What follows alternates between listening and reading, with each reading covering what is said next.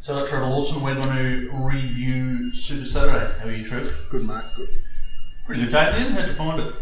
It was good, yeah. We had a winning day. We got off to a good start and we got a bit back, but it was a winning day. It was a good day's racing, and I think going forward, I think there's a few winners to come out of it that we can probably back going forward. So, yeah, right. First couple of races were 2-year-olds. Did you see anything in them that? No, an interesting one with the first. I had a good rating for the first 2-year-old winner. The form hadn't had a chance to get frank, so sometimes you're just not 100% sure. That was Minhaaj? Yeah. Well. Yeah, interestingly, the time's pretty slow. Mm. The sectionals were pretty slow, and its last 200 was actually, of all the winners, was the slowest last 200 of the day. So that's won by 4.5 lengths. Yeah, so I'd sort of suggest maybe it's a bit of a sort of just be careful race. Mm-hmm.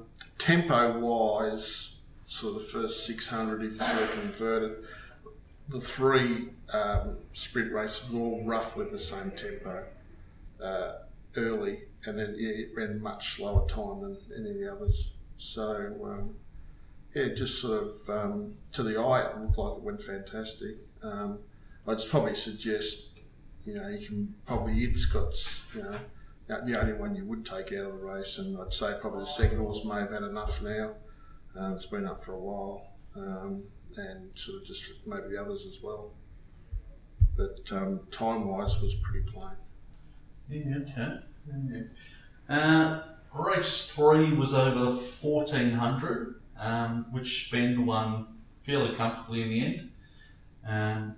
SP about $4.80, I think. Yeah, it got out. I sort of had this sort of 4-1 or something, and just it sort of stepped it with the blinkers. Wasn't 100% sure how it'll handle it. It did it quite well. It was on pace, dictated race. I think the meeting you sort of wanted to be up there. And nothing sort of won on the inside 2 lanes all day, so you sort of wanted to be up there, sort of just off the fence. It sort of returned a figure that probably, I sort of thought it would return. Second horse was huge there. Second horse sat 3 wide the whole way. I've never really had any great figures for him. It's just a horse I've always sort of been chasing all the time. This is Riddle Me That. Riddle Me That, yeah, but there's definitely a win in it somewhere. It may go to Bendigo in 2 weeks, or there's a 1500, I think, Mornington Cup Day might be ideal for it. It was pretty good. Russian Camelot was the sprue course. There's always been a big rap on it. It missed the start 3 lengths and basically was out of the race from there, so it's just a total forgive run. But time-wise was okay here. Sort of, the first sort of 4 horses you can probably follow. And also the 6th horse wasn't hopeless, Westport. It was making a bit of ground at the end. So Riddle Me That, the standout? I think in the right race, yeah. Mm. So Spen can win again. Scottish Dancer ran as good as it can run, yeah. But just thought Riddle Me That was sort of pretty good, and it just keeps an improving horse and finds the right race. In the next couple of weeks, he can win again. Okay, so to race 4, which was the Group 3 over the mile. Well, on your numbers, it was one for the late punters because it got out to your price very late. Paint the Town 2 at $24 and got the choggies. Yeah, it was sort of backed it, marked at sort of 20. Marked at 24. 24, and yeah, and it got out. It was sort of $26 at all the corporates, and it traded in the 30s. Yeah. Traded in the mid-30s on Betfair, sort of secured some mid-30s on Betfair, and then it was sort of solid and backed, and actually the Betfair SP was only $24.88, so hopefully sort of, people were able to sort of shop well there. Just shows you're following the ratings and keeping an eye on things with the way markets are. Yeah, so in the end, it was sort of like a 2-to-1 your money sort of for the race. So it was as nearly as good a result as backing sort of Fabric at sort of $8 sort of thing. Fabric had every possible. I didn't think Bamside Fire run the mile, but it did. But luckily, probably an inch short, so we could paint the town too. Yeah. Fair Dealy did what it does. It runs on. Thing called Cryptic Jewel ran on all right. It's Bendigo trained. It might be a race for it at Bendigo soon. I didn't like Spanish Reef, and I was probably right there. It had every possible. The other one was Bonavici. Thought it was a bit plain after its sort of big win first up. And I think the bottom one pulled the thing that ran last, Graceful Glamour, which had won first up. I think it pulled up with an issue. This race ran okay, excuse me, but Paper Town ran out the right run in the race. He'd sat and one out, one back, and Bams Fly sat behind the leader, and sort of on pace, so they dominated the race. Yeah, race 5 was over 1400, and the horse Wild Planet was very short and got the job done. Yeah, this was a big spruik horse. Everyone wanted to be on it. I had it $3.80. I couldn't get anywhere near the market, but as soon as you sort of watch the race and a bit of the betting, you could sort of see that. I think there was a few that just weren't there. Iconoclasm basically took no part in the race and got beat 8 lengths. It was terrible, which I had in the market, and it's around $8 sort of around about. It was terrible. Serenkapad was first up. It was terrible. Serious Suspect was pretty good. It just sort of over raced and fought hard the whole way. But sort of when you sort of if you took out sort of the middle pinners, actually having none, well, then you're sort of left with, I suppose, Wild Planet. But it went well, but I still couldn't, come into. You probably could market that price afterwards. I still wouldn't come into it. The one there to watch is Princess Jenny. Right. It ran on good, and generally it's run well in this race before, and then it'll run in. It'll run second up in at Moonee Valley in the last meet, which is normally the Stock Stakes, I think it's called. Yep. So that'll be the last night meeting. So I'm tipping it's on target for it. It's run well in the last couple of weeks. Sure. So race 6 was the Group 1, the Newmarket down the straight. You had Exceedance marked $4 and Bivouac marked $5, and you were able to back both. Bivouac did a bit better than that in hindsight. Yeah. It was a super performance. So I think in the chat room on Wednesday we weren't doing much betting, and I sort of said originally I had Bivouac favourite from Exceedance, but then when they had all the rain, Exceedance beat him on the wet track, so I rated Exceedance up. Excuse me, it was never likely, and Bivouac, I can't. It was not very often you back horses, especially or in Group 1s or in any race. And I just thought at the 400 it was all over. It was he couldn't hold it any slower. It was super. I've got it rating up through the roof. I've got its figure up near Nature. I haven't done Nature Strip's rating from last Saturday, but it's within length and a bit of Bivouacs of Nature Strip. So it's a serious. It produced a serious Group 1 figure. Won by 2.5 lengths and was eased down. Second horse is Good Horse Loving Gabby. She probably wasn't suited, I think, having to go back to the inside and chase. Sometimes if you watch those straight races, the horses, they like to get to the right and accelerate, and if they've got to go back to the left, sometimes they can get on their left leg because they're not used to doing that, because generally, if you're running around a corner, you're going to get onto your right and go. So I thought it was terrific. Zatori's flying. There's a 1400 metre race for it somewhere. And Banco was terrific. There's a 3-year-old, so I'm not sure where he'll go with it, but it was sort of terrific. And the other one was Tafane ran 7th, got beat 4.8, but it got poleaxed in the race, and it's there's a sprint somewhere for it as well. So plenty to follow out of it. Yeah. I think that's the one good thing with the meeting, that I reckon there's some upcoming winners that come out of the meeting. Just on Glen Boss, he just gets the job done in big races, it seems. He's amazing. Yeah, he just evidently he chased the ride for a while. He sort of can get up people's nose a bit with his antics and stuff like that. And anecdotally, hear people in Sydney talking about him, and he can go to sleep, in the things. But he's a big game player. He's a bit like Wayne Johnson was in the football. When he gets to the finals, they fire up, and when he gets to these Group 1, so he rode it, he rode Colding last year and sort of things. So he's they just travel for him.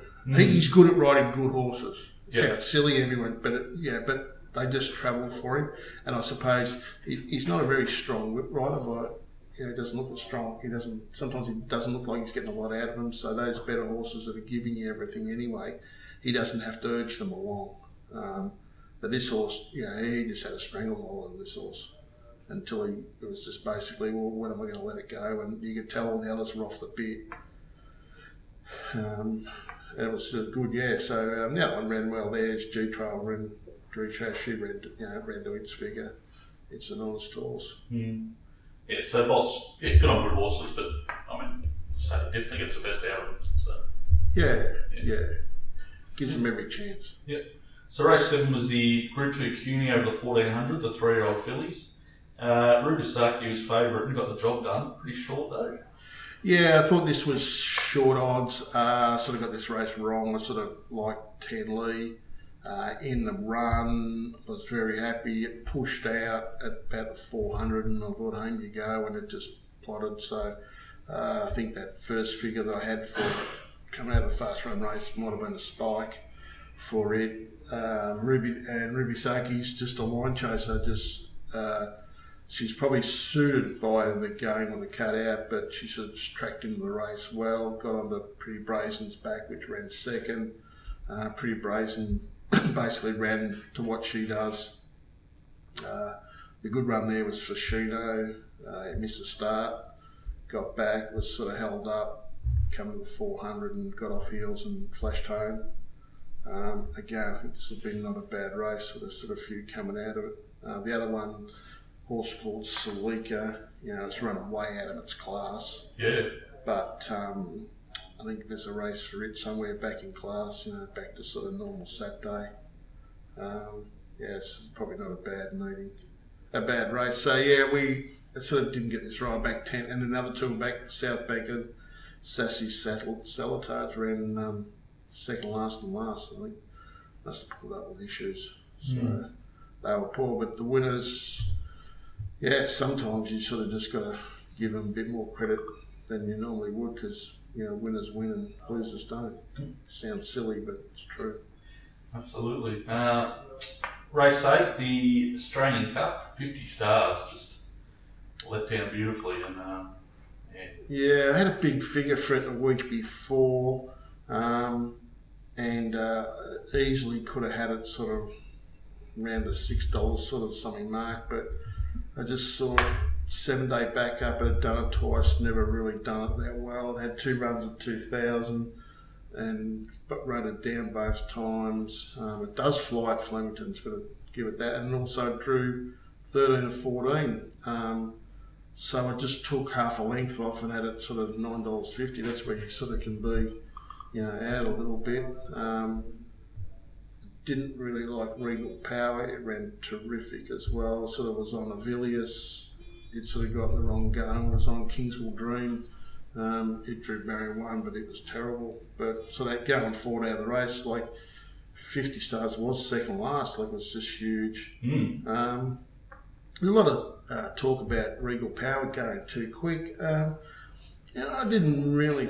He sort of he went at the right time. I think just the horses in front of him just collapsed. Yep. And so then he was sort of left in front. But if Found Declare had gone with him and been able to take him a bit further, and a couple of the others on the inside, I think it probably wouldn't be as bad. I think it just looked worse than what it was. It's flying. Found Declare was good. It sort of just basically got to the 400 and then got one paced. It's just, it's a 2,400, 3,200 metre horse, so it's flying. Harlem had every chance. And the Villiers was a strange ride. They went back to last. I don't know if they had to get all the way back there. And then he went to the inside where nothing had run on the whole day, and it basically didn't. So, it and 50 Stars were virtually together. And one went around him and got him the better going, and the other one went back the inside and the worst going. So it's probably a forgive, but it'll go back to Sydney. And Minhaaj Dancer was sort of honest, but got beat 5 lengths. But 50 Stars is flying, but I suppose it's not running this week in the All Age. I think Regal Power is, I think. Yeah. So 50 Stars, they had flirted a bit backing up in the All-Star Mile, but it's, they put a line through that. So they'll head to Sydney, I think. Yeah, so I think probably all bar Regal Power will probably back up this week. We'll go to Sydney or Queensland, so we probably won't see the rest of these for a while. Yep. And you were just mentioning Vow and Declare, pretty good first up. Yeah, it's a good training effort, sort of first up 2000. Just a lot of these places now that have the farms, I think they can work them different to how traditionally horses were worked on, basically insides of metropolitan tracks. So this is Danny O'Brien, he's got the property down the beach. He's got a beach property, Hayes has got a beach property. Not beach property, so Hayes has got a farm property, So a lot of the trainers have sort of got these farm properties, sort of we had one. So they can train them down through the hills and put the miles into them. Going back years, you'd never want to back horse first up. It would have had 4 runs coming into this race, in the past, but now they can go here. Then it'll probably go Sydney for the BMW or whatever it's called now, the 2400 metre race. Yep, I think it's going. Tancred. Then I think it's going to Queensland for a big race. But, similar part to last year, I think. It's a good old horse, and the one thing that it's got going for it is it's got gate speed. So in the Melbourne Cup, he was able to put. If he'd gone back where Surprise Baby had gone, it wouldn't won the Cup. And conversely, if Surprise Baby had settled where Vow and Declare. Hindsight's a wonderful thing, but it has got gate speed, and it showed speed the other day. So drew 10, but he actually settled forward of midfield. In the run, so that's a big positive going forward. And the last of the day was the Incognitus over 1100 for the 3-year-olds. Sangria actually got the chocolates in a photo. It was a good, honest effort. Looked like it got a bit lost down the straight, but fought on well. I had some good figures through Cameron and Mark for it. Just first time the straight, just come off them slightly and basically had it what price it was, but I didn't really like the bet in the race. Garner to me was very short odds, and it had every possible, it was sort of short odds. The one out of that race is Medea. It sort of ran on pretty good. It's a Paddy Payne horse. And it's run sort of well on the pass. I might be looking for a bit further now, but I thought it was sort of solid. And Sis Star, it won down the straight last September, but this time just over-raced really badly. Might be better off sort of, maybe just around the corner, or maybe one down the straight again, but when they draw the inside, so it just looked like it got lost out where it was and over-raced badly, so I thought it was a bit of a give run. But going forward, they're just honest, there's there are no stars amongst them. No worries, all right. Well, so this week we've got a full card. So Sandown Wednesday, the Valley Friday night, and then the All-Star Mile at Caulfield on Saturday. Yeah. So there's 3 meetings coming up, and then I think the same thing 2 weeks after. I think next week's back to just no Friday night, and we've got the last Friday night meeting the week after that, so in a fortnight. Yep. And then we're just back to Wednesdays and Saturdays. I have been saying I've been going to do some provincial stuff. I have been doing a lot of background stuff, so that's just been away for 5 days. That sort of worked, but we had all that rain and that. But get close to things. So I think going forward there'll be a few more days we'll be betting, and hopefully back in some winners. Good stuff. All right, no worries. We'll have a chat later in the week ahead of Caulfield. Great, thanks Mark. Thanks, Trev.